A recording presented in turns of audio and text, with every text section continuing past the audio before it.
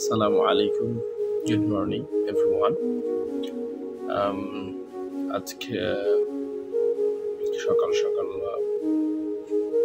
কিছু কথা বলার জন্য আসছি।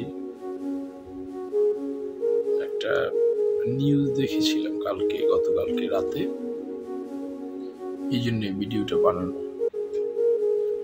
মানে অনেকেই দেখি যে তার পড়াশোনা বাদ দিয়া 16-17 বছর বয়স থেকে পড়াশোনা বাদ দিয়া রাজনীতির পিছনে ঘুরতে ঘুরতে একটা সময় 25 বছর 22-24 বছর বয়সে রাজনীতি থেকে কোনো রেজাল্ট আসে না ভালো, দেন তারা হয়তো অন্য কোথাও মুভ অন করে বাইরের কান্ট্রিতে যাওয়ার চেষ্টা করে।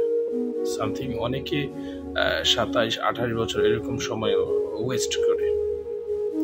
সো এই জন্য কথাটা বলা যে রাজনীতি বাদ দিয়ে মন দিয়ে পড়াশোনা করলে একটা সময় আপনি রাজনীতিতে এন্ট্রি করতে পারবেন। রাজনীতি বাদ দিয়ে আপনি কাজ করুন, নিজের স্কিল ডেভেলপ করুন, স্কিল গ্যাদার করুন।